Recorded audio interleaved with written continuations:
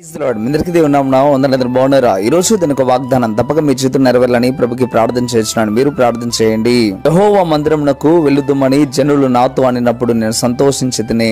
కీర్తన గ్రంథం 122వ అధ్యాయం 1వ వచనం. ప్రేమైన బిడ్డలారా, దేవుడు ఈ ఉదయకాల సమయంలో నేరుగా నీతో మాట్లాడుతున్న మాట. ఈ మాటని దావీదు తన హృదయంలో తాను ఎంతో సంతోషపడుతూ చెప్పుకున్న మాట.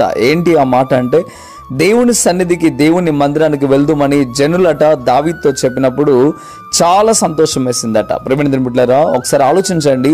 భక్తి కలిగిన దావీదు హృదయం ఏ రీతిగా ఉందో, ఈరోజు మీ హృదయం ఏ రీతిగా ఉందో ఒకసారి పరిశీలన చేసుకోండి. ఈరోజు దేవుని మందిరంకు వెళ్దాము అనగానే మీకు సంతోషం కలుగుతుందా? దేవుని మందిరానికి రండి అని చెప్పగానే మీకు ఆనందం కలుగుతుందా? ఈరోజు దేవుని మందిరానికి వెళ్ళాలి అనే ఆలోచన వచ్చినప్పుడు మీకు సంతోషం కలుగుతుందా? ఒకవేళ కలగట్లేదు అంటే దావీదు లాంటి మనసు మీకు లేదని అర్థం. దావీదు లాంటి స్తుతించే మనసు మీకు లేదని అర్థం. ఈరోజు ఒకసారి అర్థం చేసుకునండి. ప్రేమైన బిడ్డలారా, దేవుని యందు భయం భక్తి కలిగిన వాడు ఎప్పుడు దేవుని సన్నిధిలో ఉందామా, ఎప్పుడు ప్రభువు మందిరానికి వెళ్దామా, ఎప్పుడు ప్రభువుని స్తుతిద్దామా అని ఎంతో ఆశతో ఉంటారు. కానీ దేవుని ఒక వాక్యం చెప్తున్న మాట, ఇక్కడ దావీదైతే తనతో ప్రజలందరూ అనినప్పుడు ఆయనకి ఎంతో సంతోషం వేసిందట. ఈరోజు నీతో కూడా దేవుడు మాట్లాడుతూ ఉన్నాడు. ఇది ఆదివారపు ఆరాధన దినం. తప్పక మీరందరూ కూడా మందిరానికి వెళ్ళాలని ప్రభు కోరుకుంటా ఉన్నాడు. ఆయన ఆలయానికి రావాలని ఆయన కోరుకుంటా ఉన్నాడు. దయచేసి మీరందరూ కూడా ఆయన ఆలయంలో ప్రవేశించి ఏది అడిగినా దేవుడు నీకు దయచేస్తాడు.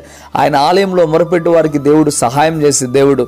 అన్న పిల్లలు లేక వచ్చి మందిరంలో మొరపెట్టినప్పుడు, కన్నీళ్లు కార్చినప్పుడు దేవుడు సహాయం చేయలేదా?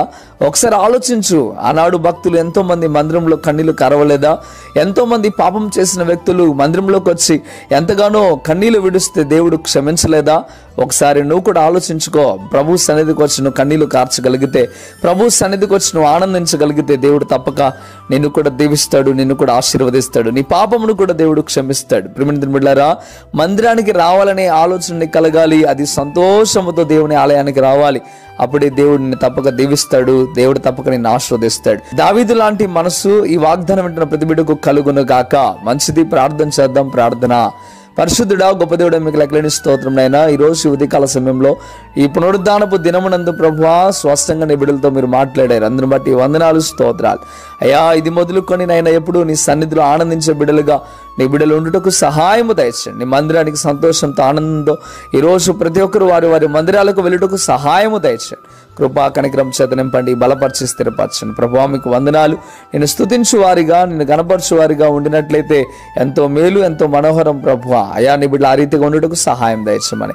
ప్రతి ఒక్కరు దుఃఖంతో కాదు, కష్టంతో కాదు నైనా, సంతోషంతో నీ ఆలయంలో ప్రవేశించగలిగిన మంచి మనసు దయచేయండి అయా. మీకు లెక్కలేని స్తోత్రం. వారందరినీ దీవించి ఆస్వాదించి కృపా కనికరం చేత నింపమని యేసయ్య నామములో అడిగి వేడుకుంటున్నాము తండ్రి. ఆమేన్, ఆమేన్. మంచిది. ప్రియమైన బిడ్డలారా, ఈ వాగ్దానం ద్వారా దేవుడు మీతో మాట్లాడినట్లయితే తప్పక వీడియోని లైక్ చేయండి. అదేవిధంగా ఇంతవరకు కృపా TV India YouTube channel subscribe చేసుకోకపోతే ఎక్కడైనా మీరు సబ్స్క్రైబ్ చేయండి. ఈ వాగ్దానాన్ని అనేకులకు మీరు షేర్ చేయడం ద్వారా సువార్త ప్రకటించిన వారు అవుతారు, అనేకులను బలపరిచిన వారు అవుతారు. మంచిది. మీ అందరికీ వందనాలు. God bless you.